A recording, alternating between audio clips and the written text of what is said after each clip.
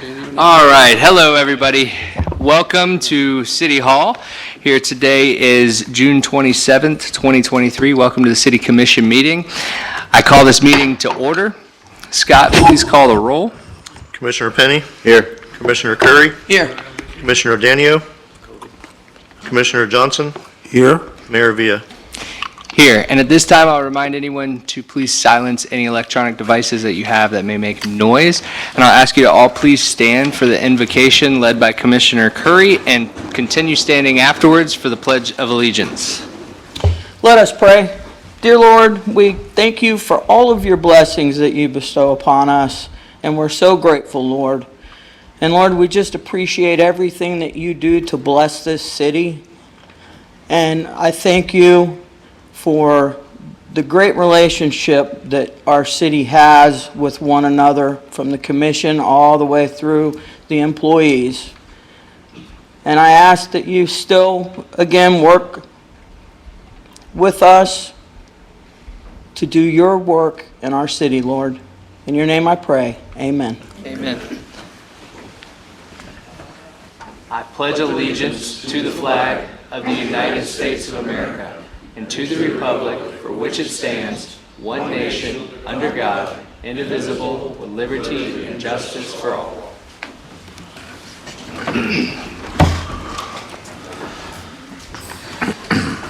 All right, I want to welcome everyone and thank you for that prayer, Commissioner Curry. Commissioner Curry is not being rude by standing. Don't take it that way. She's I have a back issue. yeah, back issues, so she'll be standing some of the meeting.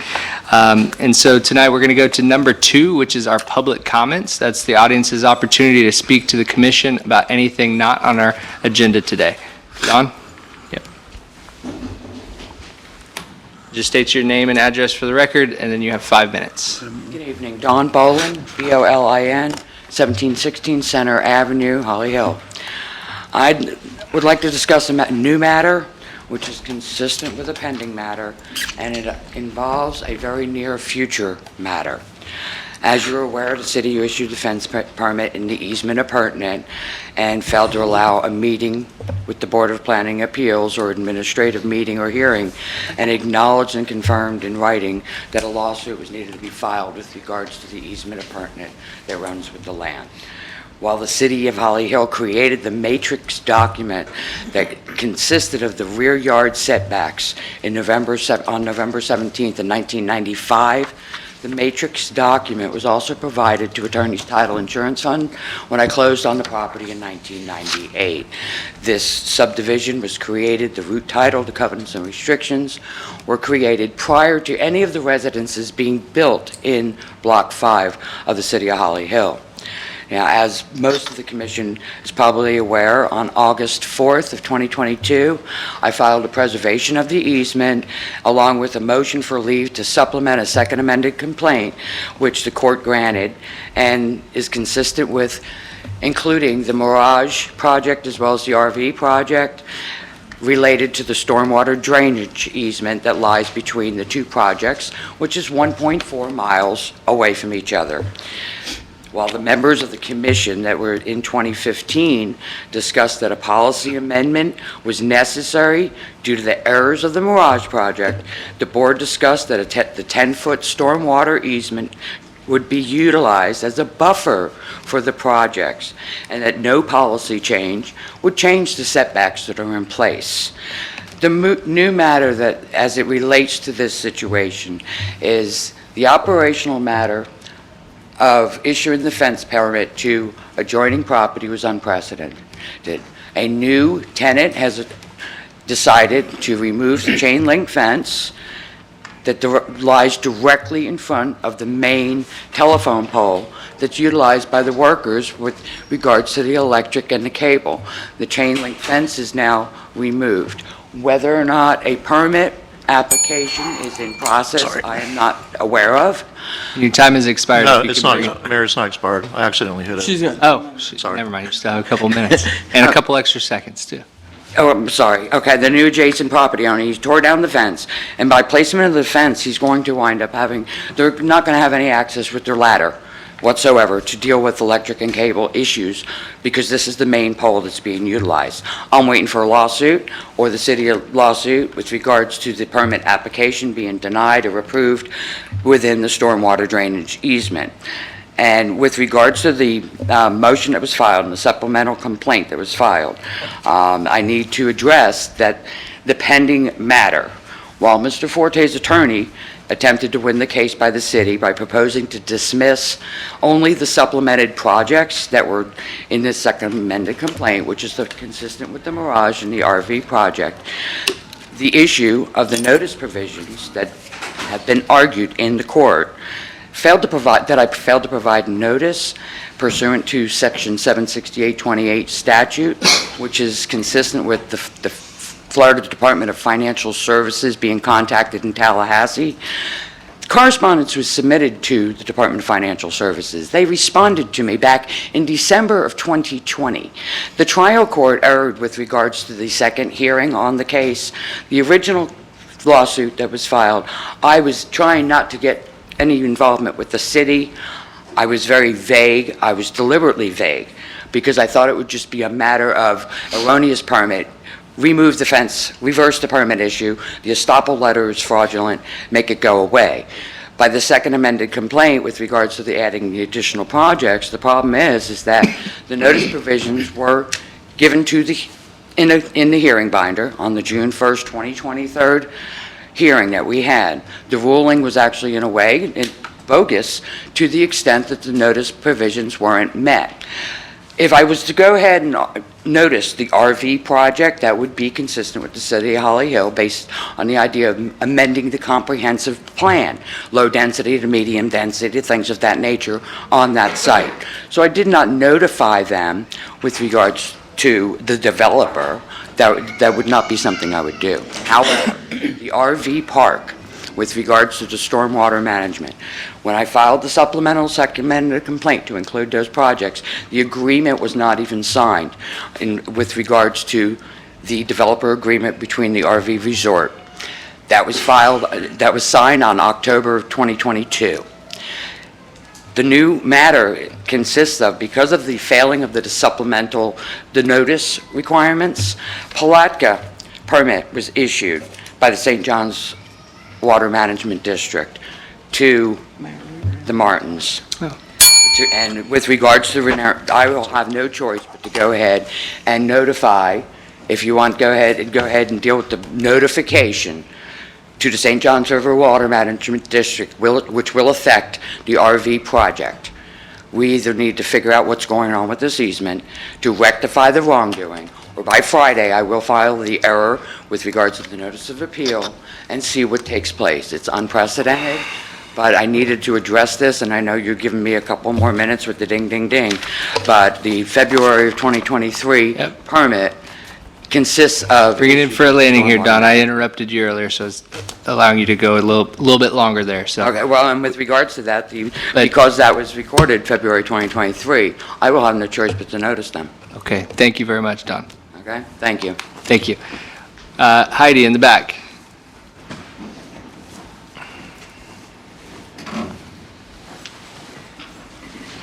And you know the drill, state your name and address for the record. Hi there, I'm Heidi Heller, 460 Ridgewood Avenue. Thank you very much for offering me this time to speak. A while ago, we had a workshop for the Sunrise Park, and it was mentioned to put a picnic table in the Gulch, or what's Sunrise North. I'd like to say thank you very much for the picnic table that's in the Gulch there for me, and I'm definitely willing to share, but thank you. Thank you. Is there anyone else in the audience that would like to speak to the commission about anything not on our agenda tonight? Yes, Ms. Bullen. Wait till you get up there, it's just for the record. Okay, Christina Stage- Bullen, 1716 Center Avenue, Holly Hill, Florida, 32117.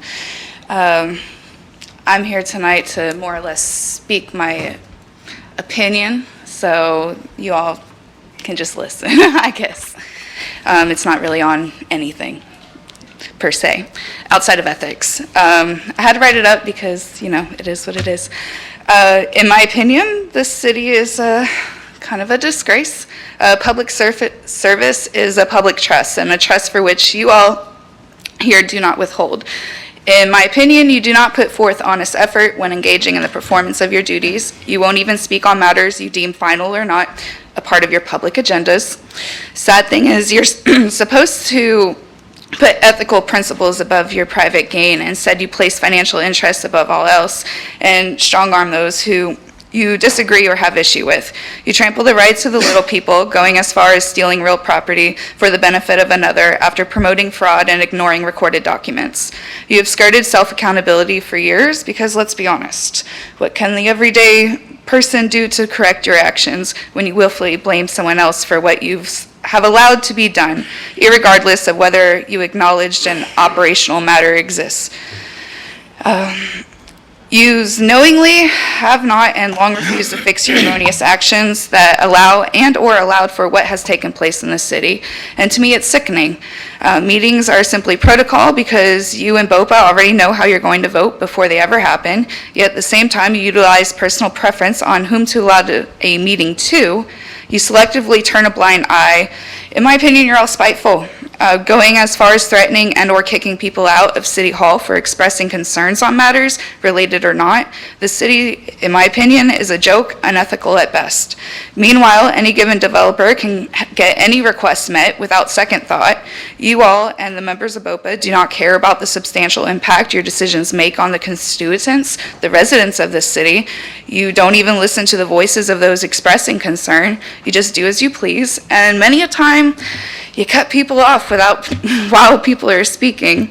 The city even changes the land use zones, yet no one is licensed by the state, bending over backwards for any prospective new development. You do not care about our roads, our schools, our stormwater management, etc. And you certainly don't care about allowing people to block and preclude important stormwater drainage and utility easements and the butchering of property. We can go back and forth, but at the end of the day, even the members of BOPA are underqualified, in my opinion, to be making regulatory and ordained decisions. Those applications are a joke. You have a real estate broker, a land surveyor, a DMV automotive business license holder, an operations manager, an HOA president on a cultural and entertainment board who could barely be bothered to fill out the application. And albeit at least you have one person who has experience as a residential and building contractor, all making land use and zoning decisions for you. It's no wonder all developers who go in front of them get a yes to be passed through by you all. Most of them, I bet, on the BOPA can't even read a blueprint, let alone a survey, and having a clue on how increased density in a flood zone greatly impacts the public. But I'll digress. I just wanted to come here tonight to speak my mind, because pretending you don't know something when you literally encourage everything that has taken place is wrong. Willful ignorance to suit your own spiteful wants is at large highly unethical, in my opinion, and you all deserve to lose your seats of public trust. Thanks. Thank you for your opinion. Anyone else like to speak to the commission about anything not on our agenda today? All right, seeing none, we're going to close public comments. We're going to go to number 3, which is the approval of the minutes from June 13th, 2023, regular city commission meeting. Do I have a motion for approval of the minutes? So moved. Second. All right, we have a motion and a second for the approval of the minutes, June 13th, 2023. I will open it up to the public. Does anyone have a comment on the minutes? Seeing none, we'll close public participation. All those in favor signify by saying aye. Aye. All those opposed? The motion carries unanimously.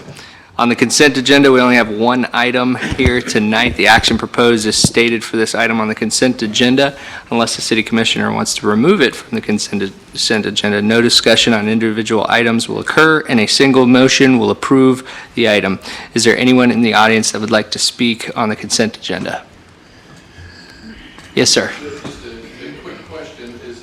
You have to come up. Yeah, you have to come up, sir. Just, is it a clarification? This is the memorandum agreement between the state and our police department.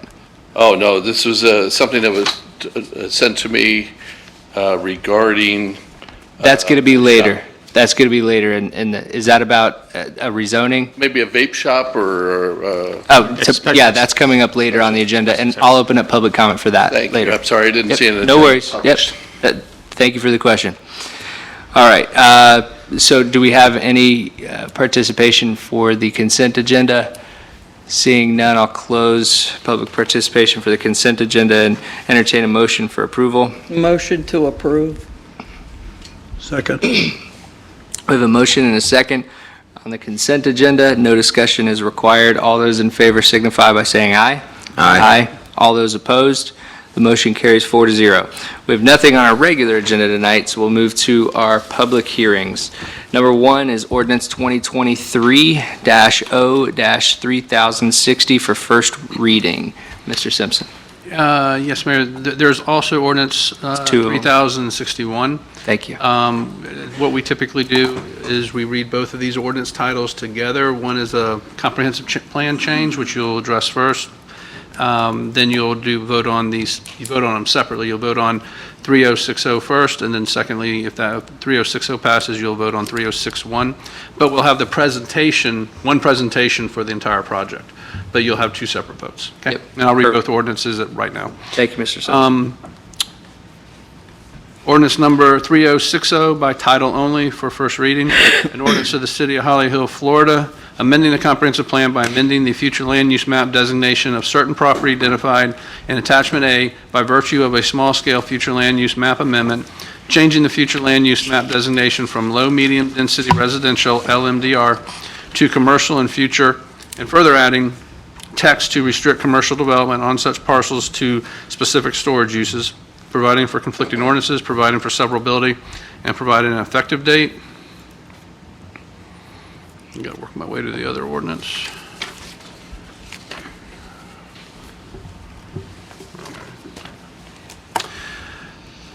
Ordinance number 3060. 3061. Ordinance of the City of Holly Hill, Florida, amending the land development regulations by amending the official zoning map to designate the property described in Exhibit A from CC1 Commercial Corridor District and R7 Medium Density Multifamily Residential to BPUD Business Plan Unit Development, providing for conflicting ordinances, providing for severability, and providing an effective date. Thank you, Mr. Simpson. Mr. Walker, the floor is yours. Yes, Mayor, Commissioners, this concerns a piece of property that is just north of the Aloha Marine on 13th and Nova. On that northwest corner is Aloha Marine, and just to the north is a parcel known as 1704 North Nova Road, which abuts Nova Road, and then an area to the west, which is a residential area. It's a kind of a wooded residential area. And what we're looking at tonight is a small-scale future land use amendment for the wooded area, which I'll refer to as the residential area, from low-medium density residential to commercial, and then a separate ordinance enacting a rezone from CC1 Commercial Corridor District and R7 medium density multifamily residential to BPUD. The reason for the request is to develop a 3-story indoor climate-controlled storage facility on the parcel that abuts Nova Road, the 1704 North Nova Road parcel, and covered and uncovered vehicle and boat and RV parking and storage to the area that is the west, or currently the residential area. The parcel on Nova Road is approximately 2.4 acres in size. The wooded residential area is approximately 5.65 acres in size. Currently, the area that is wooded, that is a residential wooded area, is zoned R7, which would allow development for an apartment community. The applicant feels that boat and RV storage would be a quieter and less intense use, and staff agrees with that. The proposed BPUD would require that the indoor storage building on Nova Road obtain a certificate of occupancy prior to the boat and RV storage area to the west being approved and open for use. However, both areas can be developed concurrently or simultaneously. There is, however, a comprehensive plan text amendment that's proposed to limit the commercial use on the parcels for which the future land use map amendment is proposed. So the parcel that is at this point wooded and residential, is surrounded by citizens of Volusia County. And we don't want to just have the citizens of Volusia County exposed to any kind of commercial development. If we change the land use from low, medium density residential to commercial, at this point, there would be many opportunities for different types of commercial use in the middle of this residential area.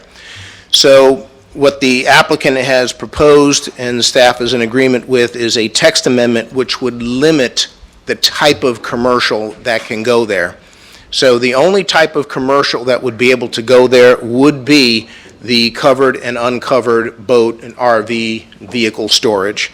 So they wouldn't be able to come in and put a restaurant or something like that or any other thing in the middle of this residential area.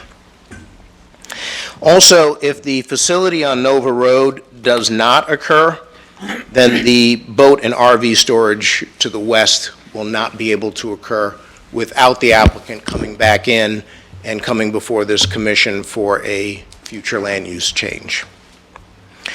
In your packet, there is a lot of information. I won't go over everything. I'll be happy to go over, if you want any details on something in particular. There is site information which is included. There is zoning and land use table which tells you what types of zoning are to the east, west, north, and south of the site. And there's also a project analysis. Now, the project analysis concerns comparing the maximum development potential under each land use if built out to its maximum intensity. We've provided exhibits I and J, which are titled Utility Impact Analysis and Traffic Impact Analysis, respectively. And those go into the numbers and the details, which basically show that there will not be any increased utility or traffic impacts by going to a land use for commercial that caters to the RV, boat, and vehicle storage. As far as solid waste is concerned, the Volusia County's Tomoka Farms Road landfill is not expected to reach capacity until 2052, and really a site designed for boat and RV storage is really not going to generate much trash. As far as stormwater management is concerned, the applicant does have a site plan in at this time, which will be developed according to St. John's and meet city standards as well. As far as consistency with the comprehensive plan, we have reviewed the goals, objectives, and policies of the comprehensive plan. The staff report lists several specific items. I won't go into all of them, but in general, staff does find that the requested small-scale future land use map amendment is consistent with the city's comprehensive plan. The applicant has also analyzed their project, and it was reviewed by staff to show that the project is in compliance with Florida Statute Section 163.3177, 6A9B, and that has to do with making sure that the project discourages the proliferation of urban sprawl. The staff report goes through each of the items in the Florida statute that address that criteria, and the applicant's project does not in any way encourage the proliferation of urban sprawl. We also look at the appropriateness of the requested zoning category. Is a BPUD and what they're looking to do, does it make sense for the area, the zoning that they're asking for? And there are 8 specific criteria that are looked at in Section 82-372. The applicant has supplied a narrative in Exhibit K, where they look at each of those criteria and respond, and staff has analyzed that, and staff does agree that the requested rezone from R7 and CC1 to BPUD is justified and appropriate for the area.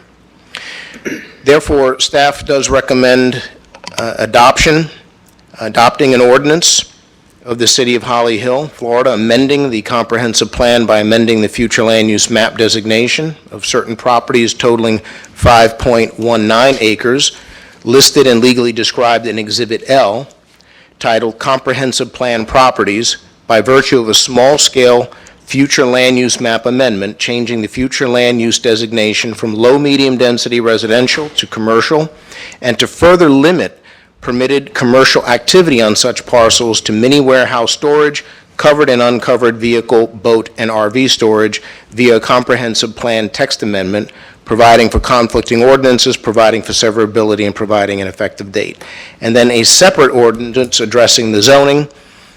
Staff recommends adoption of the proposed ordinance enacting a rezone from CC1, Commercial Corridor District, and R7, Medium Density Multifamily Residential, to BPUD, Business Plan Unit Development, for parcels and the area legally described in Exhibit A, titled Legal Description, together totaling 8.05 acres approximately.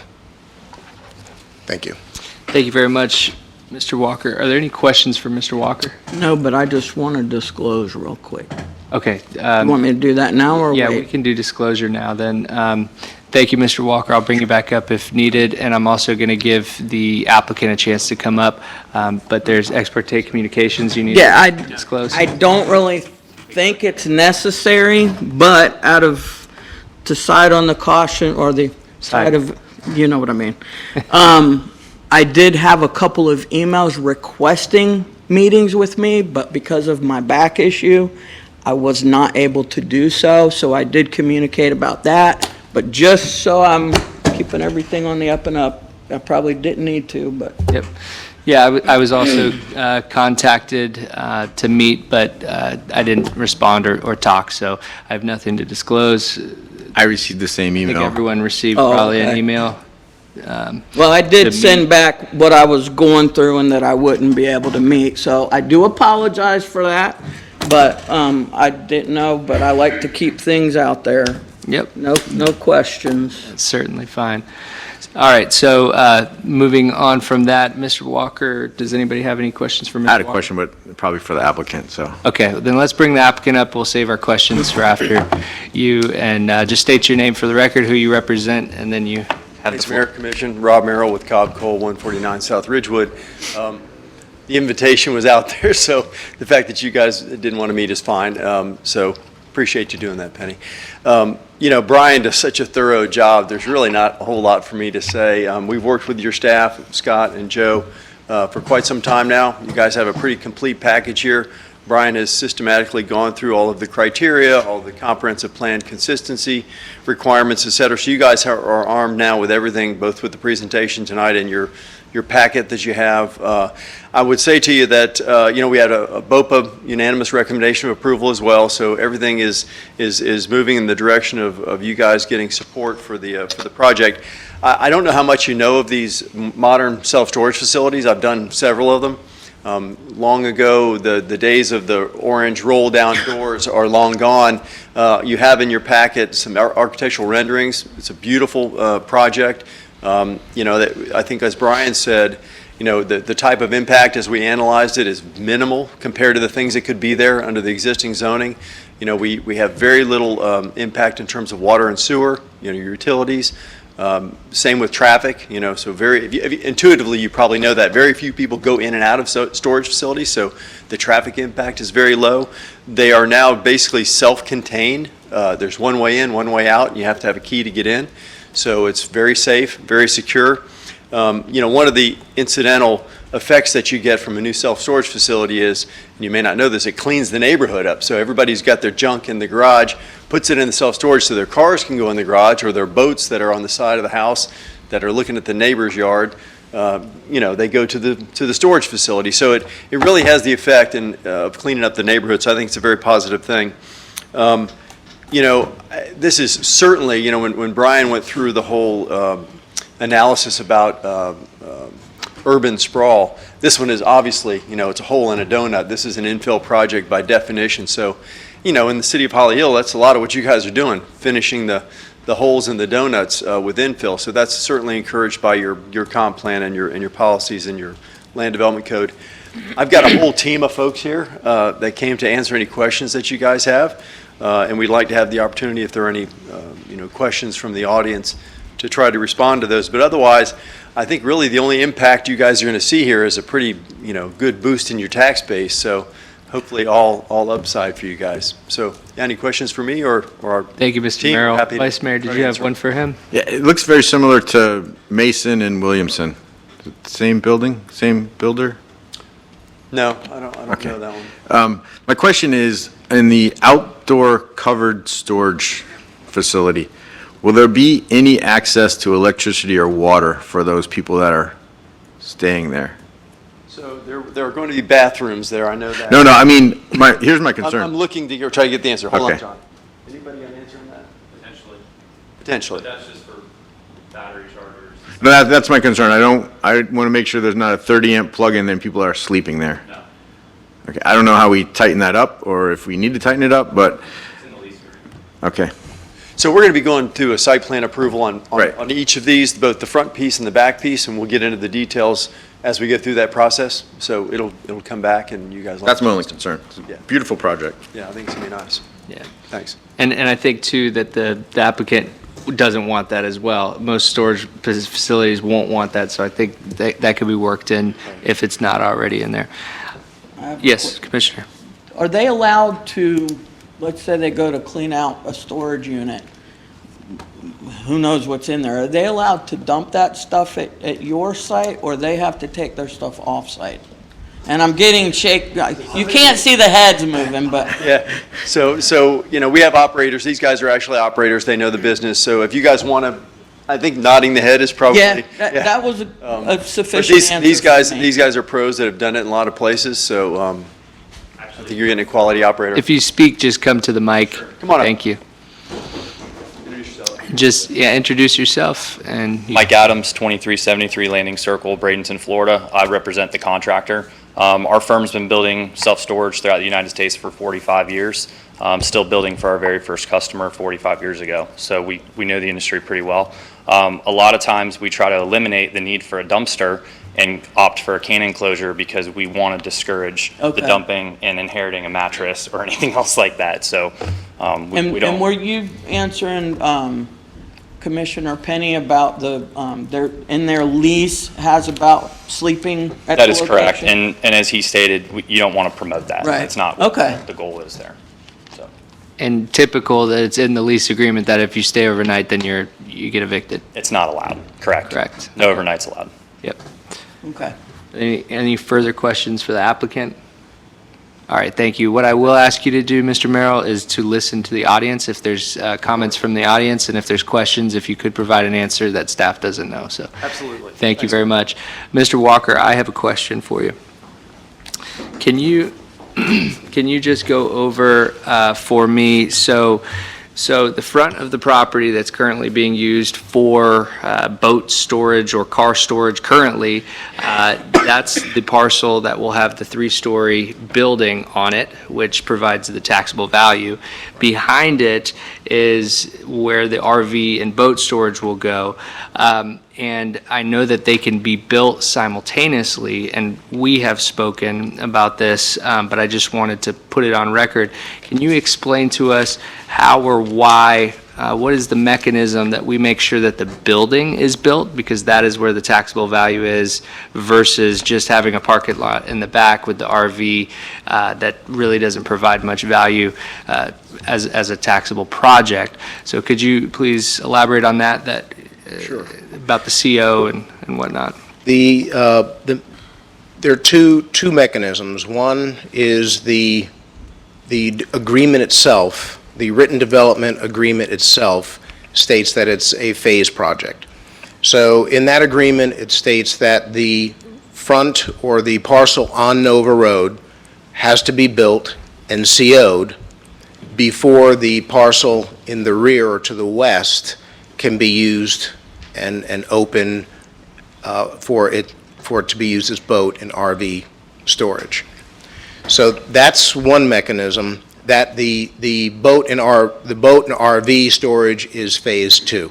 So phase one has to be completed, then phase two, and they have to have a CO on phase one before they can begin to use Phase 2. That's not to say they can't be built simultaneously, because the owner wants to take advantage of economies of scale, and if you have, backhoes and tractors there for the parcel on Nova Road, you want to be able to get the work done that's to the west. So that's one mechanism. The other mechanism is through the land use amendment. What we've done is a text amendment, and through the text amendment, we've limited the commercial uses, but also stipulated within that land use text amendment that if the parcel on Nova Road, if the three-story indoor climate-controlled facility on Nova Road does not happen, then there can't be any development that occurs on the parcel on the parcels that are to the west. So basically, I wasn't going to read it, but I'll read it quickly for you. One of the things it says, certain parcels, and this is in the text amendment, that is the future part of the comp plan. So certain parcels with the general commercial development land use shall be restricted, and this is addressing the residential parcels, to development, a commercial use limitation consisting of mini warehouse, vehicle, trailer, and outdoor covered storage uses, limited to the traffic generating equivalent of 700 personal storage units, and shall only be developed, and here's the key, shall only be developed as part of a planned development for a storage unit project encompassing said parcels along with the adjacent parcel on North Nova Road, currently identified, and then it has the parcel number. It says, parcels subject to the commercial use limitation are identified as, and we've listed out the parcel IDs of those parcels that are to the west, the current residential parcels, shall be identified as, and it says, with the subject parcels and area further legally described and shown in the attachment named legal description of parcels with commercial use limitations. So there's going to be actually a kind of a map in the comprehensive plan which is going to identify very specifically those parcels. And then the last sentence says, unless said parcels having the commercial use limitation are developed as part of a planned development storage unit project on the Nova Road parcel, currently known as, then such parcels shall not be developable until a future land use amendment to the comprehensive plan for such parcels is adopted by the city. So within the land use text amendment portion of the comp plan itself, that restriction is built in. And that is part of that's a policy decision. So it's kind of different than the land development code. But I appreciate you working in there because it's a protection for the city. So thank you. I just wanted to make that clear. Are there any further questions for staff or for the applicant? All right, with that, we're going to open this to the public. Is there anyone in the audience that would like to speak on this item tonight? If so, you just raise your hand. All right, seeing none, I will close public participation. And now I will open the floor for a motion. We have two ordinances, Commission. We have before us, let's take it one by one. The first ordinance is Ordinance 3060. Do I have a motion for approval for this ordinance? Motion. Second. We have a motion for approval from Commissioner Johnson, a second from Commissioner Penny. Is there any discussion needed on this ordinance? Seeing none, we'll take a vote. All those in favor signify by saying aye. Aye. All those opposed? Ordinance 3060 carries 4-0. Now we'll take up Ordinance 3061. Do I have a motion for approval of Ordinance 3061? We have a motion for approval from Commissioner Johnson. Second. A second from Vice Mayor Penny. Is there any discussion needed? No, I was going to do the same thing, remember? You what? Say I that again? started doing the same thing, remember, and I decided to do sports instead. Oh, to do storage? On Yeah. the same road. Yep. All right, anything I think further it's a good before the thing, vote? yes. All right, we'll go ahead and take a vote. All those in favor signify by saying aye. Aye. All those opposed?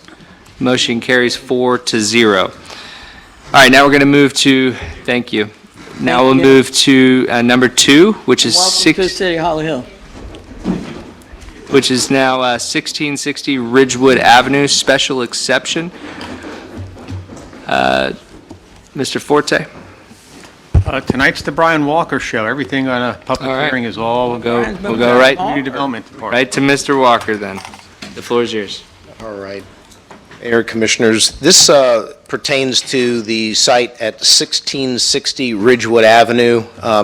Many people know it as the Tropic Casual business, and it Zone CC1. It's approximately 1.25 acres in size. The property currently has a building on it that's 10,413 square feet. And the applicant would like to use the facility for wholesale, distribution, kind of an inventory and warehouse type business for tobacco products. There's a detailed description of their activities in Exhibit A.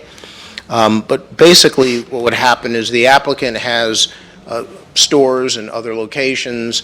They would be having trucks that would be limited to trucks like FedEx, UPS, that type of thing, no 18-wheelers. They would arrive with boxes of tobacco products. Those tobacco products would be brought in. They would be stored there at the facility. And then they would go out in similar-sized trucks to supply stores with tobacco products. There would also be offices, some offices there, and there would be a small retail component where if someone wanted to buy tobacco products, they could go in and acquire those. The proposed hours of operation are from 6 a.m. to 5 p.m., 5 days a week. And the reason why the applicant is here is to request a special exception because the use that they're requesting, while it is permitted by code, it is something that has to come before the commission for you to look at, see if you have any comments or conditions that you'd like to impose. In order to approve the warehousing and distribution use at the site, the City Commission must find that the site and conditions meet the requirements of Section 114.709. Those are listed. There are 4 items there that are listed in your staff report. Staff has reviewed them and does feel that the site meets the conditions. Additionally, Section 82-346 of the Land Development Regulation provides guidance with regard to reasons why their special request can be denied. And those reasons for denial are listed in Exhibit B.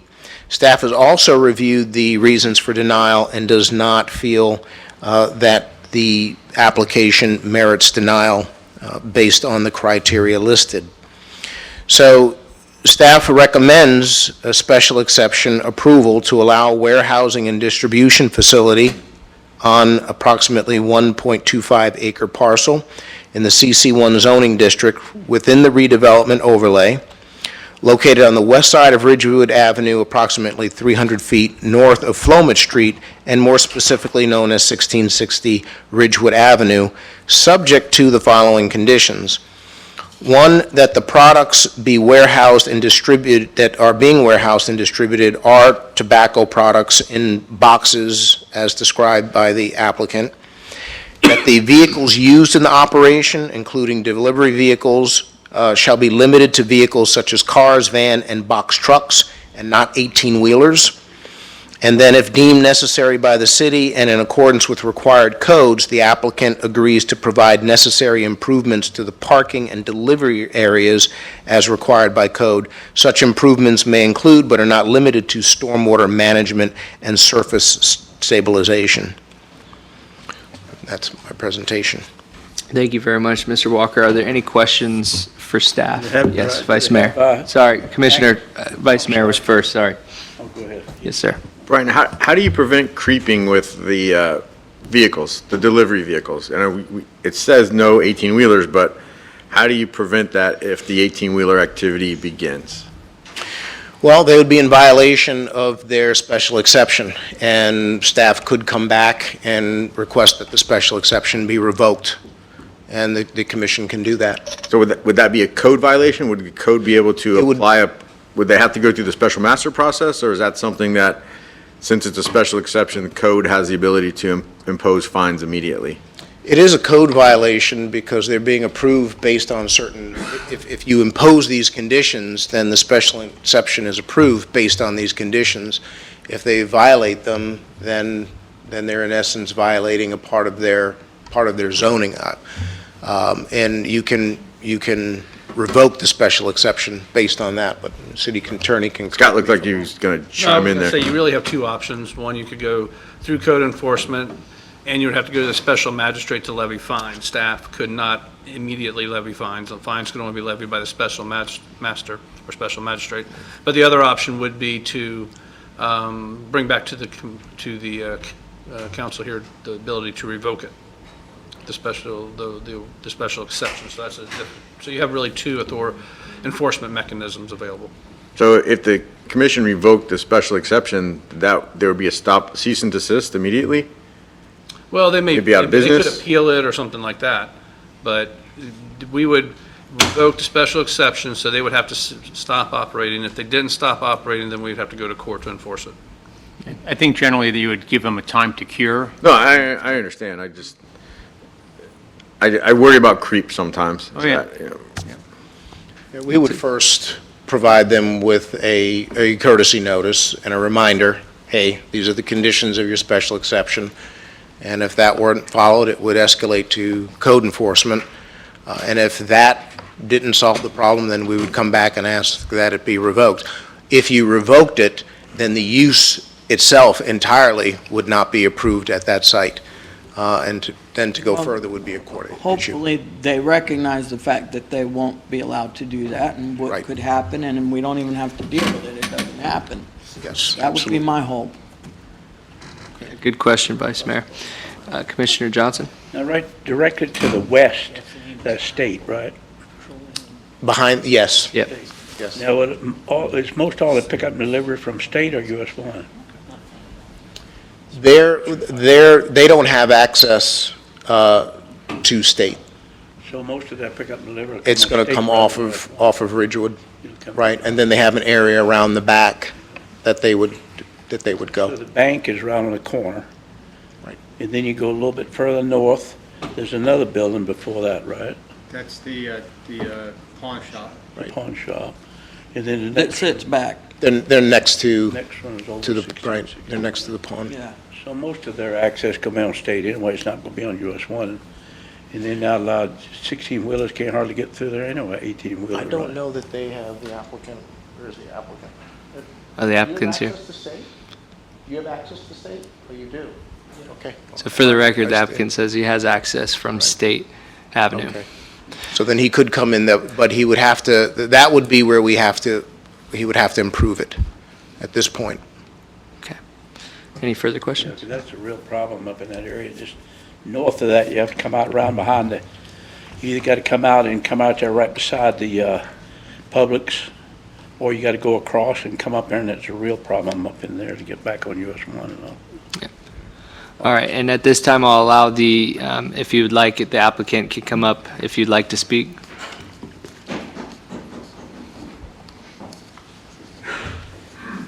Just if you have anything to add, you can put it on record, and when you get up here, just introduce yourself for the record, and then you have the floor. Good evening, Gali Elikram.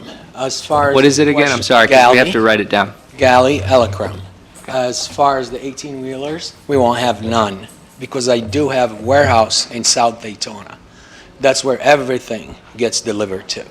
Then we count, we box, and we bring it here to this warehouse. So I have my own vans, and that's what will transport all the products. Great. Any questions? for And the this is all tobacco, is any of it THC or CBD? There is CBD products.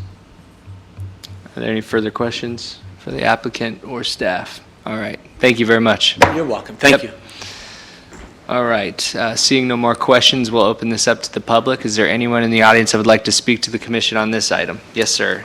I know you tried to come, you tried to come up earlier, so you get the first bite of the apple. All right.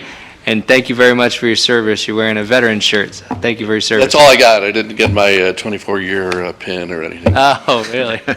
Anyway, I thank you. My name is Paul Hughes. My concern is I own some property across the street at 1625. There was a vape shop attempt to the north of our building approximately a year and a half ago. And also, there's a building to the south of us. Both of those were taken out by cars. Yeah. I had nothing to do with it. Yeah, right around you. You're lucky. But my concern is actually for the traffic, is not the content of what the gentleman might want to offer for sale, but is a momentary stop and start on the street. I grew up in the New York State area, and I watched particular buildings and going in for cigarettes, smokes, coffee, momentary stops usually end up out in front of on Ridgewood Avenue, and I don't think Ridgewood allows for that in the practicality of a car running into the back of it. I didn't see any pictures or any diagrams that were given to me with the certified mailings that I got. So I couldn't look at from an engineering point of view what kind of access he might have from other directions. So my concern would be for the residents, all the traffic that would be on Ridgewood Avenue, that if there is going to be a stop and start sort of business, that there be no street parking or some kind of allowance so that they can get off the sidewalk and closer to the store itself. I mean, the hours of operation sound like they're reasonable if they're restrained to almost daylight hours. It's just too many accidents that I've observed in the past couple of years. So I just want to bring it to the attention and see if that was addressed in the studies or engineering or whatever the process had been addressed. So that's it. Other than that, if it's good business and it brings in tax dollars, that's great. Great question. Thank you very much. And I'll get you an answer when public comments is done. Thank you. Thank you. Is there anyone else in the audience that would like to speak on this item tonight? All right, seeing none, I will close public participation. Mr. Walker, can you speak to that? Was there a traffic study done, and will there be periodic stops on Ridgewood Avenue due to the business deliveries or pickups?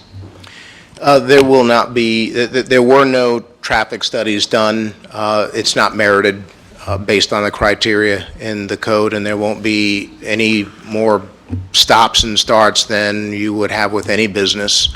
The aspect of requiring it as a special exception is more related to the warehousing and distribution aspect of it, not because of the traffic or potential traffic issues. You could have any business within the CC1 category that would have more starts and stops than what's being proposed. Right, and I would venture to guess on this type of business, it would be less traffic than a business that's doing business with clients coming in and out. If it was deliveries, and we could ask the applicant of that here in a moment, how often his delivery trucks come by. But the main question I think becomes is, I think the concern is the backup of traffic when people pull in. So, and I'm not sure of this, it's more of a question of when these deliveries happen, they're pulling all the way in, they're off of the road to then load and then, or unload and then be gone, correct? Right. Okay. My understanding from the applicant is that they're going to be going around the back. Okay, that's what I thought. All right, thank you. Mayor, Yes, Commissioner. I believe it's also a retail part, correct? There is a small retail component that there is some parking out front. The Right. employees are going to park in the rear. But you And know, so that, site has always been cramped for parking. Yeah. You know, Okay. they could put something there that's even more intensive and requires more parking, but it's just. Brian, just to just clarify an what you're issue. saying, the retail aspect of this is not the special exception. It's required. It's required as part of the special It's exception. required as part of the Yes. special exception. So they couldn't do just retail by itself? They could do retail by itself, but they couldn't do the warehousing and the inventory and warehousing by itself. But if there's concern about stops and starts related to retail, Right. the retail can go there right now without a special exception? Yes, that is correct. It was retail there prior. Right. Okay. It was the Tropic Furniture Casual. place, yeah, yep. Yes. So Vice I- Mayor, did you have a question? Yeah, well, it was my understanding that the applicant almost didn't want retail there, but because they have to have the retail because it's a requirement to get the warehouse special exception, is that correct? Yes. So I would imagine, we can ask the applicant, I would imagine the retail is going to be as small as possible. Do we know the size of the retail portion of this project? I don't know the exact size of the applicant, but you are correct. This was not something that the applicant was planning until it was brought to their attention that it was a requirement of the special exception. And so we can't grant the special exception without the retail component, correct? You're not supposed to. We're not supposed to. Okay. Can the applicant come back up? Thank you. Because I think that addresses, Yeah. it's my understanding that it's going to be a very small portion. That takes care of the starts and stops. It's just going to be trucks coming in and out. If it was all up to me, I would do without the retail. Okay. I mean, that would be my preference. I mean, but if I have to have retail, it would be very minimal. Because given the size of the building, you're going to have a lot of products that are going to occupy the building for wholesale, and there's not a lot of profit in wholesale except if you do volume. And you're going to have a portion of the retail that's going to take a lot of space too, and they can't go hand in hand. Either you do this or that. But if I'm obligated to do retail, the retail is going to be very limited and very minimal. And it's only 6 a.m. to 5 p.m., right? The Yes. retail would run the same operations as the warehouse? Yes. We're not going to be open after 5 p.m., no. And can you just answer to the delivery trucks? They're not going to be stopping on US 1, they'll be pulling into your property there? Yeah, that, they're going to go to the back because we have two Okay. docks in the back, and that's more practical to put them in the back for the front. And, Okay. I mean, with the type of business, you have small boxes that you're going to be delivering in a van opposed to a furniture store. I would imagine they didn't have any issues when they were having big, I don't know what kind of furniture they had, so we're not going to have any 18-wheelers or any big trucks at all. It's going to be vans. That's what I own, is vans, and all the big work and everything is done at the main warehouse. This is just a hub for Okay. us to do this, to distribute. Yep, and that answers my question. Vice Mayor? It has nothing to do with what's before us. Are you a tenant or are you the owner of the building? I'm the owner of Thank the you. building. Thank you for purchasing in And the our city. business. Thank you. And just to add, when I first took over that building, there was a homeless camp in there. I've been working with Sergeant Denise. Marquez, yes. Yep. I cleaned up. It cost me $25,000 just to remove all the mattresses, all the tents, all the stuff to clean it up. I mean, I'm sure code enforcement have seen it. After the hurricane, we cleaned all the debris and everything. And my hope is to do more development in the back area of it. So Wow. even the neighbors back there, they came and they thanked us. They said, "Oh, now no more homeless people." Because you own that grassy area between, right? Yeah. So we clean it. Now you can see the whole property. Before you couldn't see it within a few feet. Thank you for choosing Holly Hill. Thank you. Yeah, I was unaware of that. Thank you very much. Appreciate it. Thank you.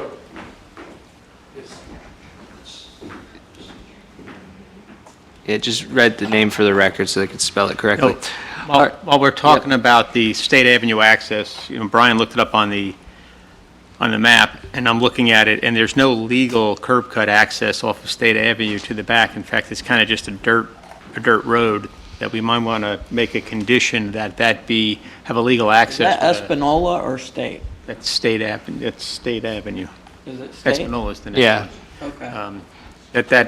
That have a legal apron and entranceway. And I don't know if it needs a full driveway or a parking lot, but I think we're going to have issues with the dirt coming out if we don't address it at this point. Wasn't that in Brian's report, the stabilization and so forth?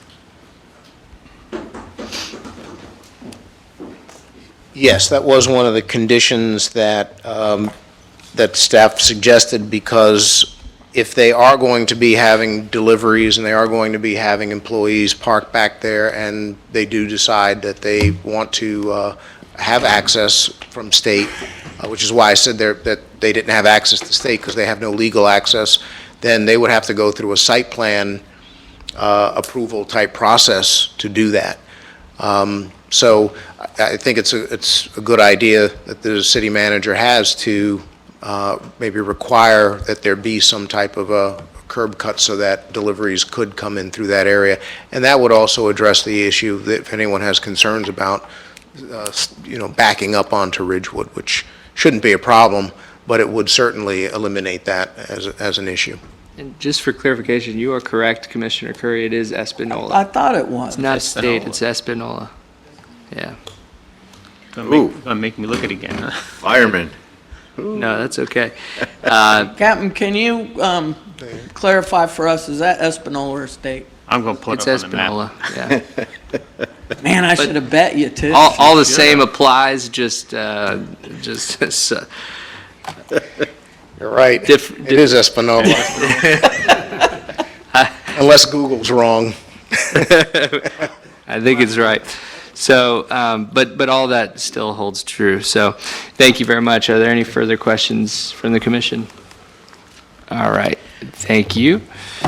Thank you, Brian. And so we already opened this up for public comment. Now I'll entertain a motion for approval. So moved. Second. We have a motion for approval of the special exception, approval at 1660 Ridgewood Avenue, and a second motion made by Vice Mayor Penny, second by Commissioner Curry. Is there any discussion needed? All right, with that, we'll vote. All those in favor signify by saying aye. Aye. All those opposed? The motion carries 4-0. Welcome to Holly Hill, sir. Now moving to number 3, 1340 Ridgewood Avenue, storage facility special exception. Mr. Simpson, do you need to read this into record? Nothing to read. Okay. Mr. Walker. Yes, Mayor, Commissioners. This pertains to 1340 Ridgewood Avenue, the property of the former Florida Healthcare facility. And the subject property is currently vacant. It's a vacant building, once served as the offices of the Florida Healthcare Hospital. It's Zone CC1. It is located, obviously, within the redevelopment overlay. The applicant would like to take the north portion of the building and convert it into a 3-story indoor climate-controlled storage facility that contains approximately 86,980 square feet and would have between 800 and 900 units. The building to the south at this point would remain as is. The access hours proposed would be from 6 a.m. to 10 a.m. daily. There would be office hours from 9:30 a.m. to 6 p.m. Monday through Friday, and 9 a.m. to 5 p.m. on Saturday. In your staff report, there is an Exhibit A, which gives an idea of what the proposed facility would look like.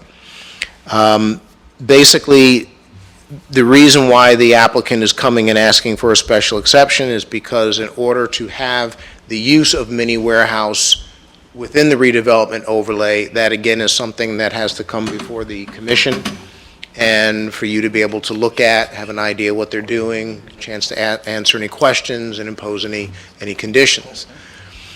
So in order to approve the storage facility at that location, the City Commission does have to find that the site and conditions meet the requirements of Section 114-686. And there are 4 items there that pertain to mini warehouses.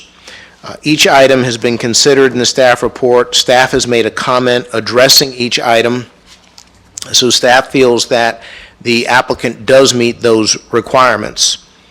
Additionally, Section 82-346 of the Land Development Regulations provide guidance with regard to reasons why the commission might deny the special request. So these items have been reviewed by staff as well.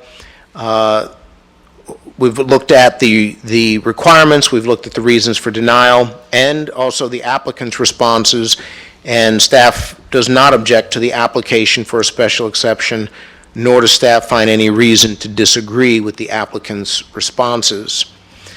So therefore, staff recommends special exception approval with conditions to allow an indoor climate-controlled storage facility on approximately 7 acres, Zone CC1, within the redevelopment overlay, located at the southwest corner of Ridgewood Avenue and Walker Street, and more specifically known as 1340 Ridgewood Avenue.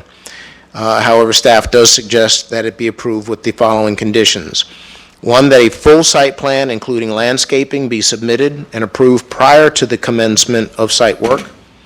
And two, that the storage facility be a 3-story indoor climate-controlled building that shall appear substantially in appearance like the facilities shown in Exhibit A, and that the site plan, that the site shall not be subdivided, and the applicant has agreed to this, prior to a certificate of occupancy being issued for the storage facility. And that concludes my presentation. Thank you, Mr. Walker. Are there any questions for staff? Yes, Vice Mayor. Brian, in the overhead, it appeared that only half of the building was going to be taken on at this time. Is that correct? Yes, that is, that just... But that rendering appears that it's the whole building. This is just to give an idea of what it would look like. This is not taking, it's not an overlay, if you will, saying that this is exactly what the north portion building will look like. It's just giving you the idea that it's going to be a modern Right, so indoor the north portion is what we're talking about, right? Yes, sir. But Scott, if you can pull up the exhibit. So you're counting 4 windows from the back and going up and then start the story. right, because the darker pink is what we're talking about, Yes, on the north. but that rendering shows the building to the south as a 3-story building also. Both portions. Right, it's just that the north portion is being... If you're speaking, just come to the Why don't mic. Just come on up. And state your name. and who Corey you- Brown with Storch Law Firm. What is it? I'm sorry. Corey Brown with Corey. Storch Law Firm, Okay. 420 South Nova Road, Daytona Beach. Mr. Joey Posey couldn't be here tonight, so I'm standing in for him.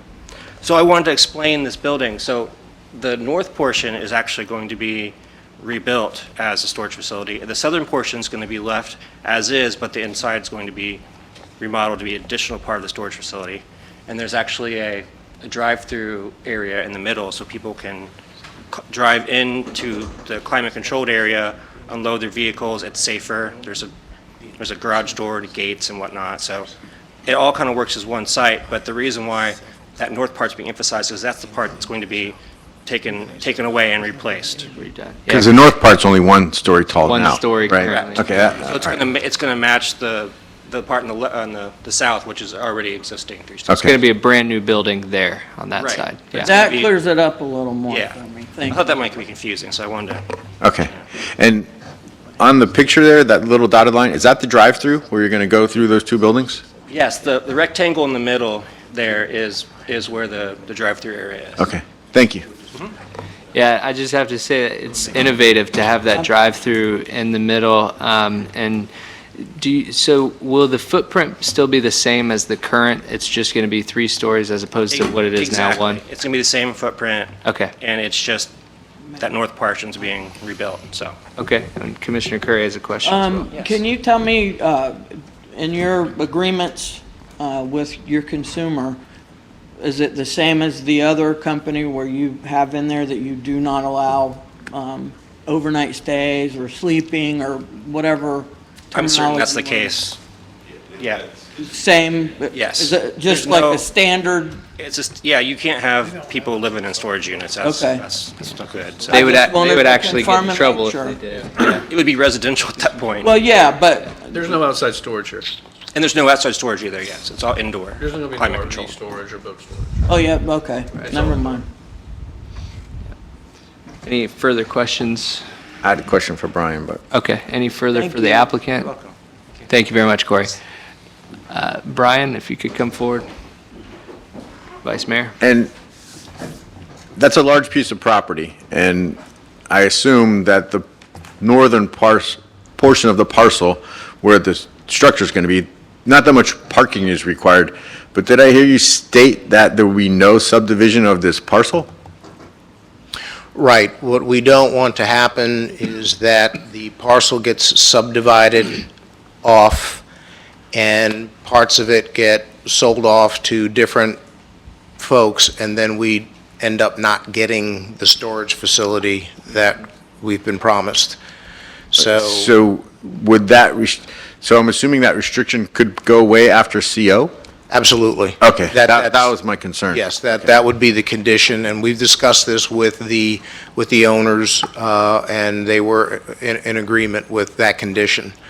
Because we didn't want, right now, this is one of the best pieces of property that we have on Ridgewood as a whole. It's got access from all sides, and so we don't want to start breaking it up and not get this nice modern facility that we've been promised. Would make a nice Chick-fil-A. I would make a nice Anywhere would make a Chick-fil-A. great Yeah, Chick-fil-A. anywhere would make a great Chick-fil-A. Just for the record, Brian. Just for the record. Anywhere. South Parcel, Chick-fil-A. Now, that's, yeah. So if the storage folks would like to do that instead, No, But, with it. Storage on one side, Chick-fil-A on the other. but they are able to, once that facility is up and CO'd, then they can come back, and they've agreed they'll do actually they'll be able to subdivide off Okay. the parts. So, and I apologize on the south portion. I had asked if they were doing anything to the south, and they said no, but what they meant was they weren't renovating it. Right. So, Right. but I'm glad, thanks for clarifying. Yeah, I'm sorry. But no, it's quite all right. All right. Thank you, Mr. Walker. Any further questions from the commission? All right, at this time, we'll open this up to the public. Is there anyone? Yes, ma'am, in the back. Heidi. And state your name and Hi there, I'm address. Heidi Heller, 460 Ridgewood Avenue. Just some questions. I thought I heard Mr. Walker say that the parcel is located on the southwest corner of Ridgewood and Walker. I do believe it's the northwest corner. Correct. And Mr. Walker seemed to have said the access is limited to 6 a.m. to 10 a.m. That doesn't seem like much time. I'd just like a clarification of that for access for the public. 6 a.m. to 10 p.m. He said it's Well, 10 He did a.m. say AM, but we just kind of. Oh, to 10 a.m.? Yeah, He Oh, I he think fixed you- it 3 I think times you though, said- Yeah. after that. Yeah, he said it a few different times, but okay, just want to make sure. just for clarification, yep. All right, thank you, Heidi. Is there anyone? Yes, ma'am. Knew what he meant. Hello, welcome, and just state your name and address for the record, and then you'll have 5 minutes to speak. Okay. Hi, my name is Yesenia Gonzalez, but you can call me Yessie. I live at 1406 State Avenue. Why I would not like a storage unit across the street from my home.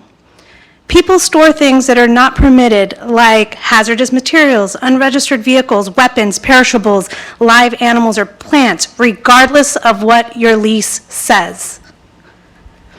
It really won't bring jobs to Holly Hill, nor will it raise the value of my property. Maybe we could use the property to help with the drainage issues that State Avenue has.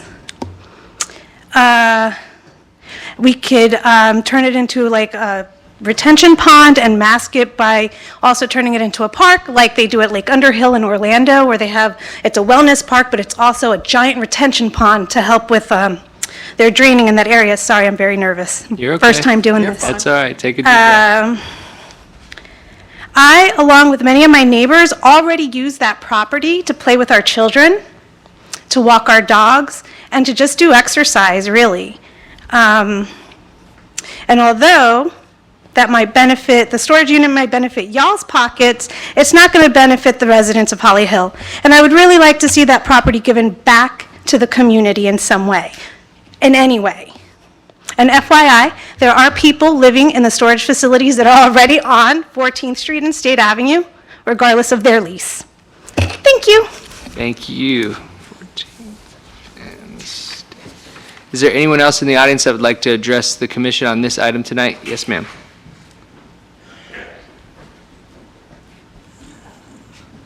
Christina Bolin, Holly Hill. Actually, I just have a question. I didn't realize I was going to have a question tonight. It can't be subdivided. if they decided that they wanted to build, okay, like, you know, they build the storage unit, everything's great, blah, blah, blah. Could they build other stuff on there, or they just can't use that for anything other than parking at all? Like later, where the park, you all said there's ample parking versus the storage unit. I'm not familiar with the project. I really didn't bother reading it tonight, but would they be able to have another business there? I they believe wanted to so, expand? yeah. Yes. But they could never sell it, ever. They're just stuck with They could however sell the it comes. property, yeah, Yeah, they could sell the Yeah. property. They could. once they own it. Yeah. Okay. I was just curious. We don't own that property. Yeah. It's privately owned.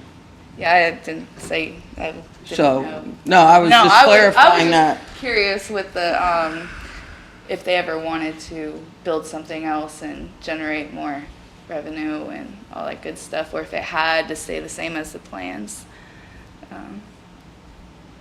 It's not a big deal. I was just curious. Thank you. All right, thank you. Is there anyone else in the audience that would like to speak to the commission about this item? All right, seeing none, I'll close public comments.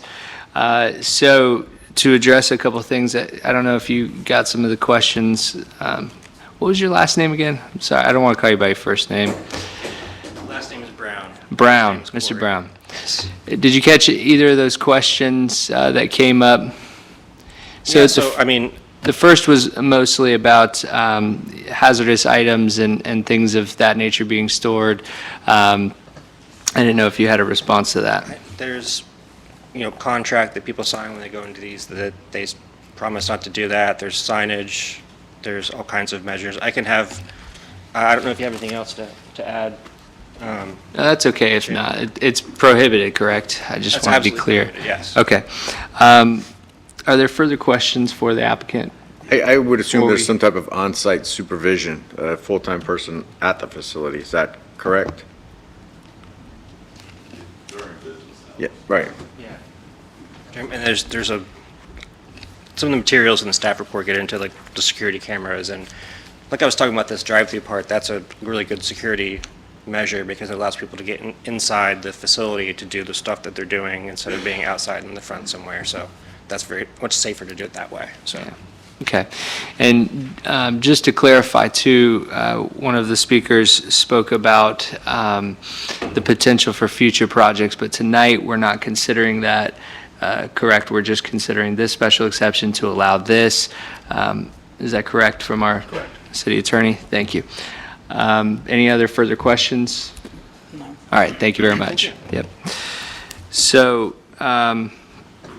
I will open the floor for a motion unless there's further questions. I'll make a motion to approve. And I'll second it. All right, we have a motion to approve from Commissioner Curry, a second from Commissioner Johnson. Is there discussion needed? Yeah. Just real quick, I just want to make sure that you're aware that this is not owned by the city. This is a private property deal. We're only approving what they want to put there. We have no control over it for putting a retention pond or anything like that, so that's all I wanted to just clear it up. Yep, thank you. And just to add upon that, I wanted to comment on that too, because I hear your concerns, Yessie. It's Yessie, right? It's not Noe, it's Yessie. So Yessie, I hear your concerns and wanting that. I know, being in real estate, I know that this property's been for sale for quite some time, really at an astronomical price for the city. I believe last time I checked, it was over $7 million. And we, for years have been trying to budget just to build a new fire station, which is beyond needed. Thankfully, that's coming through this year. We have state appropriations to help us do that, but we needed that state appropriation. And to put that in terms, that's a couple $1 million. So the city, we don't have the wherewithal to purchase that property. That's what we would have to do to be able to turn it into retention or into a park or anything like that. And I hear what you're saying about it's not the most ideal across from you, but it also is a use that will benefit the city because of the tax value that it will provide. And just to be clear, none of us have a stake in this whatsoever. We get no money from this whatsoever. It is the city's tax money, so any taxable value that comes from the property will be going into our general budget and to fund everything that the city funds. So I just wanted to be clear, because sometimes, that gets misconstrued. None of us have a financial gain in this whatsoever. We just have to look at what comes across our desks for the best projects and make sure that it's not detrimental to the community and give our opinions on it. And that's the election process. So I just wanted to make that clear as well. With that, is there any further comments? All right, we'll take a vote. All those in favor signify by saying aye. Aye. All those opposed? The motion carries 4-0. And let me say, too, you're always welcome to come and speak with us, and speak with us outside the meeting as well, or at the meeting as well. I want to make sure you feel welcome.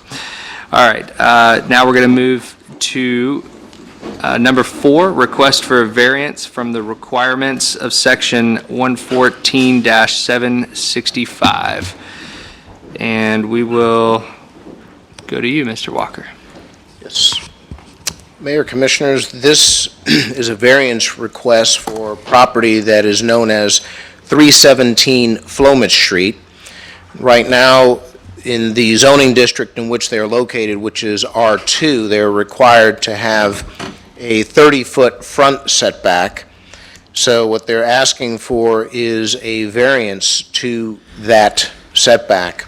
I'll give you just a little bit about the property. It's a part of a plat that was adopted by the City Commission on August 14th, 1925. Contains a home that was originally built in 1956. And the property sits on a corner. It sits on the corner of Ridge and Flomich. So therefore, it is considered to have 2 front yards and 2 side yards.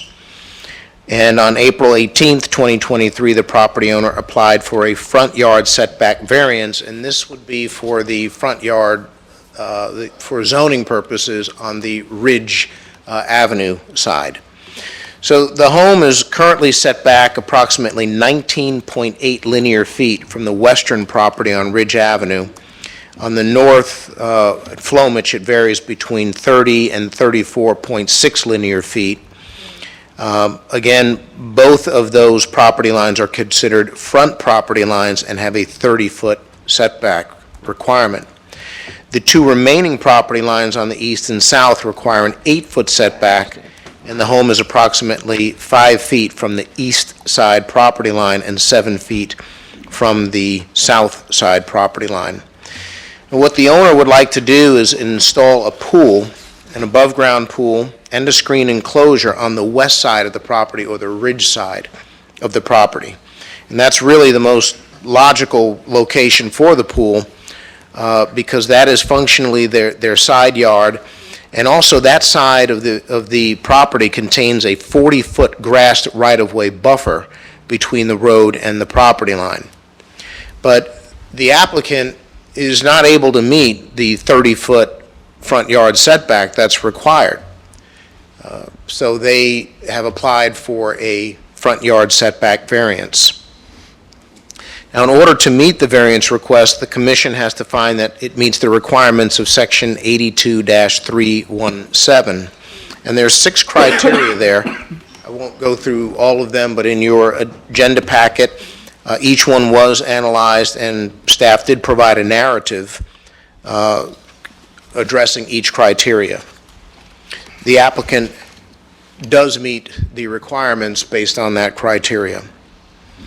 So staff finds that the applicant meets all of the criteria as stated above, and does request that the variance be granted. The recommendation is that staff recommends approval of a front yard setback variance from the requirements of Section 114-765, Schedule of Dimensional Requirements, from 30 feet to 0 feet on the west property line only, to allow the construction of an up to 300 square foot above-ground pool and an enclosure, and a 6-foot fence at the home located on the southeast corner of Ridge Avenue and Flomich Street, and more particularly known as 317 Flomich Street. Thank you, Mr. Walker. Question I asked Mr. Forte before, is the current white fence, is that moving out to accommodate this? No. No, Okay, so it's going already within yeah. What? I'm actually just looking at that myself, Mayor, Okay. because where that white fence is, that's the right-of-way. Yeah, that's why I was, because you said it might be taken out, so I Yeah. wanted to clarify that. So it's not moving, the fence is still there, so. It's going within that. So nothing actually visibly from any of the citizens at all is actually changing. You're never even going to know it's there. You know, yeah, and the trouble is with these, and I remember when I was on the Board of Planning Appeals, we went through this pretty thoroughly, that, you know, we run into these types of issues with setbacks on our corner lots very often, and I know that we addressed that. I know Mr. Legary was on the board at the time, he's in the audience tonight, and we went through that pretty thoroughly, and it seems like this is a textbook case for that as well. So I appreciate your work on it. Are there any further questions for staff? All right, is the applicant here tonight? Yes, sir. If you'd like to speak, you can. If you don't want to, you don't have to. All right. Nothing to add. All right, thank you very much for being here tonight. Any questions for the applicant? All right, with that, we'll open this up to the public. Is there anyone in the audience that would like to speak on this item? Yes, ma'am.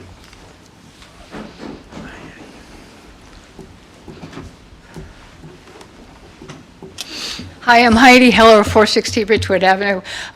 It was confusing to me as step back, the right-of-way, 30 feet, 40 feet, and just wanted to verify that the property line stays the same, 59 by 100 feet, just to verify.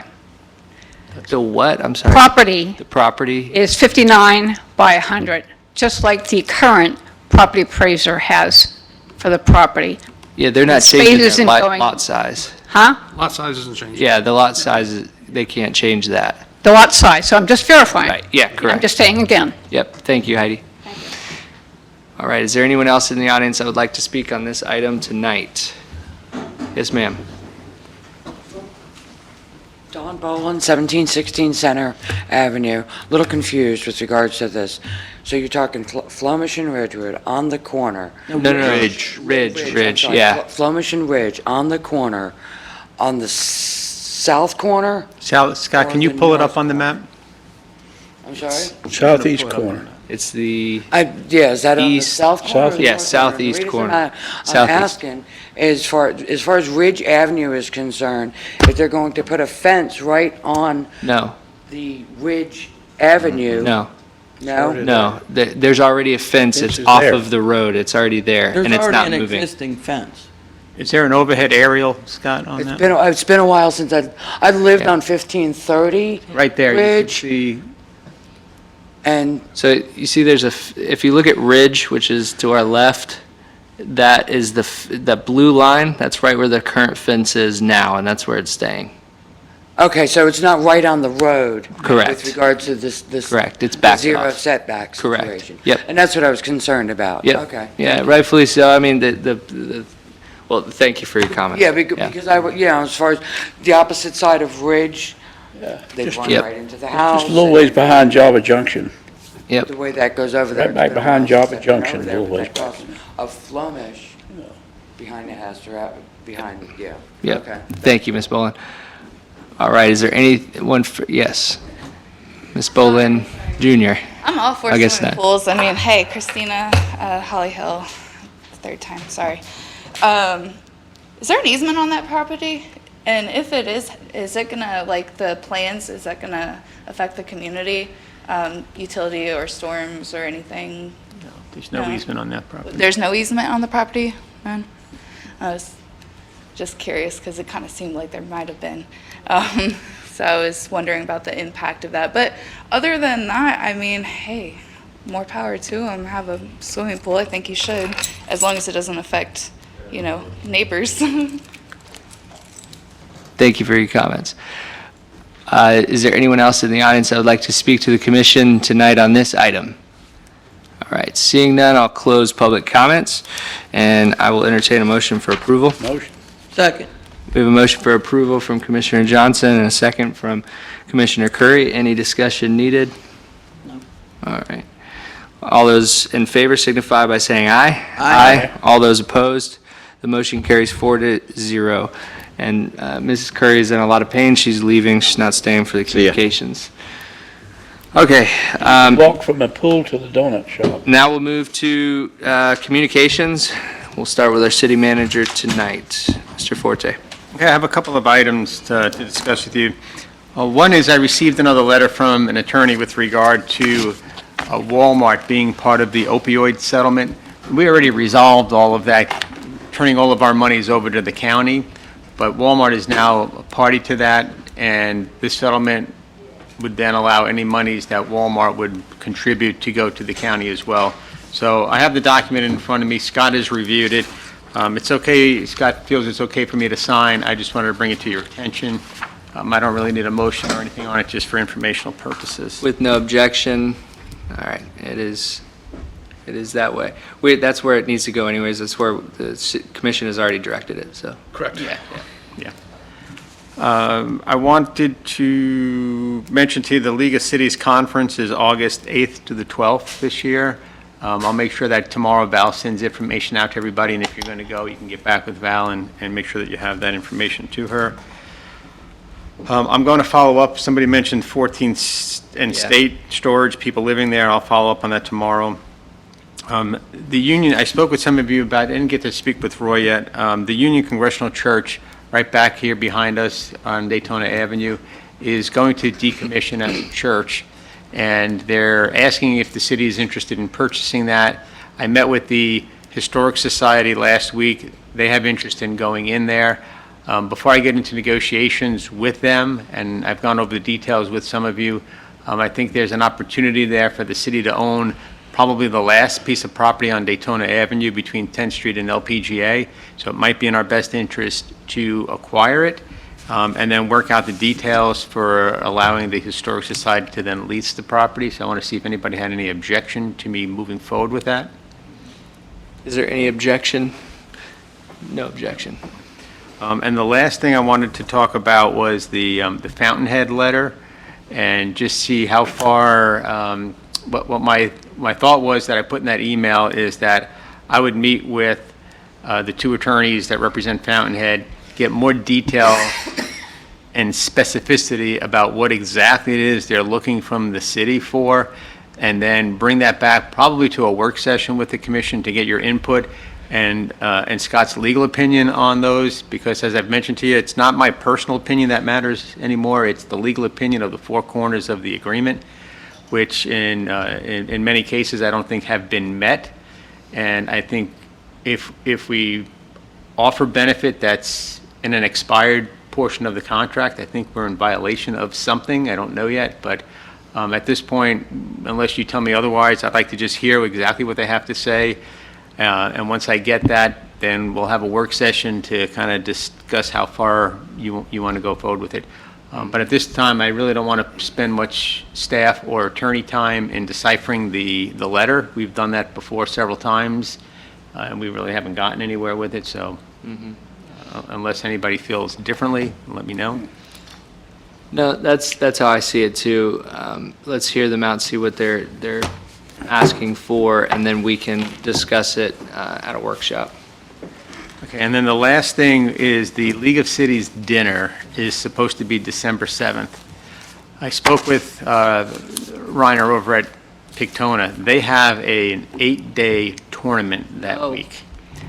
So the following Thursday is available December 14th. So I don't know if the league would move it a week. If they don't want to move it a week and we have to keep it on the 7th, we're really out of options other than potentially seek a hall if we're going to keep it in the city limits. So I wanted to throw that out there. I already sent an email off to the league to ask if they would consider moving it to the 14th. I'll wait till I get that back, and then we can decide what we want to do. Okay, so you haven't heard back if they would move it? No. I think traditionally they did it early because of Christmas, right? I just didn't want to get too close to Christmas. Yeah, but 14 is not too bad. Are you still on the board? Yeah, that's fine. Yeah, that's my first pick for where we host it, so. At Pictona? Yeah. Yeah. So. As long as they could move it to the 14th, I think we can do that. Yeah. If they say for whatever, I remember it was supposed to be in November and they pushed it past Thanksgiving, but they didn't want it too close to Christmas, so Right. maybe there's still some flexibility in that. Okay. Yeah. That's all I have. John, if you speak about it on the board, if you hear about it, let us know at the next meeting. Yep. Okay. That's all, Mr. Forte? Yes. All right. Mr. Simpson? No comments. Okay. Mr. Gutakis? All right. Mr. Penny? Just something that we need to talk about at a workshop later date. I brought it up at the last commission meeting, there's some type of potential branding, co-branding with Pictona. And then we still need to figure out, I don't know what the magic solution is, but commission made the decision for the last dueling pianos to be free, and we still couldn't get people to come. So, I don't know what the solution is. I counted 160 people there. There was no charge for parking, no charge for admission, and only 160 people came.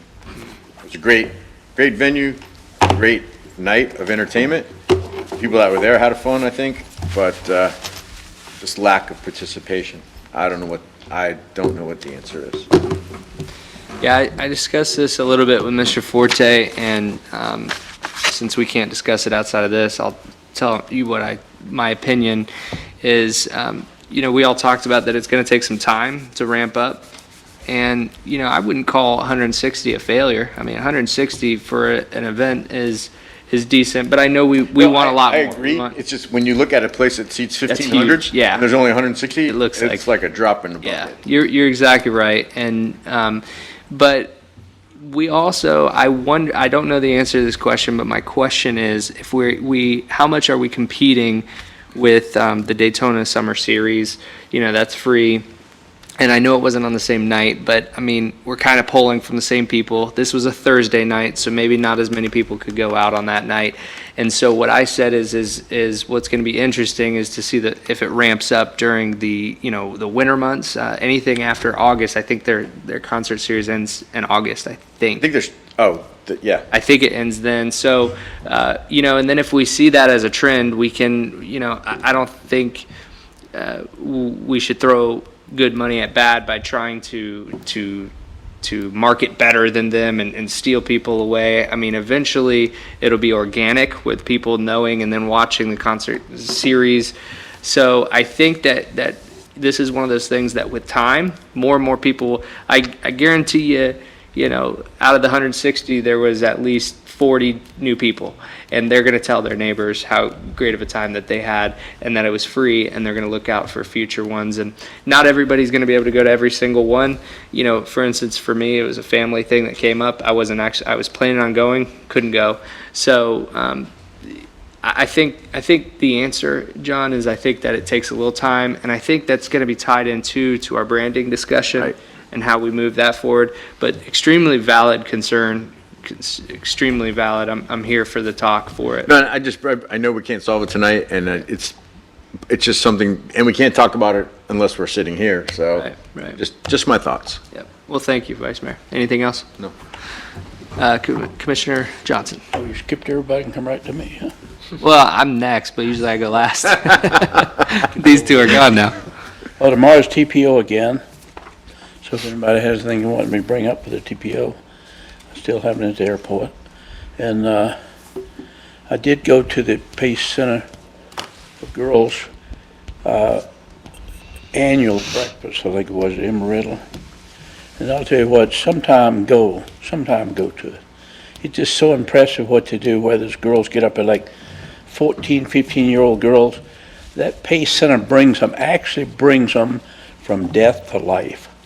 They call it crossing over the bridge. Mm-hmm. They cross over the bridge. It's amazing the stories they can tell, what to do. I've always been impressed with how they do for them and all. But it is a great organization. I think you've been in business around Florida for like 45 years or so, But everything else seems to be going well. I think the city's doing well. Got a little bit of concern about some weather coming up, and as usual in Florida in the summertime. And like you say, anybody forecast the weather in Florida is either a newcomer or a fool, right?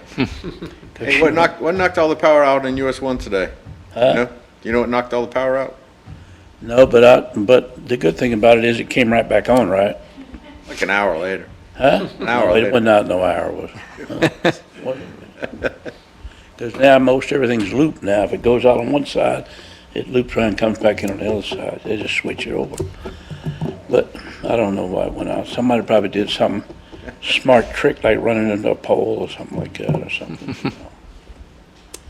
Everything's doing good. The sports center seems like it's doing good. It's in the baseball season, and baseball season will start back in August, so it'll pick back up quite a bit more then, but everything seems to be going pretty well. I can't think of anything else, but if you have anything for TPO, just let me know if you have anything, Joe, or anything. Waiting for them to come up with their priority list. Yeah, well, I'm worried about the priority of, they seem to have backed off a little bit on the Pioneer Trail exit, but Oh, did they? I'll find out maybe tomorrow what's happened with that, but I think there's a little delay on it for some reason. I hope not. We'll see. And I hope there's no delay on LPGA. We gotta get LPGA widened, right? Who's next? Me. Thank you, Commissioner. Just a couple quick things. So I've been updating the commission along the way. I'm sure you're aware of it now, but just for the public's knowledge as well, I am proud to say that our appropriations through the state were signed by the governor. It's our city's first appropriations, direct appropriations from the state for projects for the city. It's the first year we went after it, and so I just publicly have to say thank you to Representative Tom Leek, who is the appropriations chair for the state, and he is also our state rep here in our district here, or for our city. And we received for the fire station $1.25 million signed in by the governor, and also sewer service extension for $1.36 million. So we got both of the appropriations that we reached out for, and Chase Tremont, my good friend, state representative, he's the one that filed the bill, and then in the Senate side, of course, Tom Wright, and they all three of them went to bat for the city, and I'm just extremely grateful because we know how much those dollars mean to our city, and to finally get some of that, we send taxpayers' money to the state, and to get some of that money back, especially in such large bulk quantities like this, to be able to complete some really important projects is really special, and I'm looking forward to the next session that will be coming up soon. So we got to start thinking about other projects that maybe we can't afford to do right now, but if we had the state's help, we could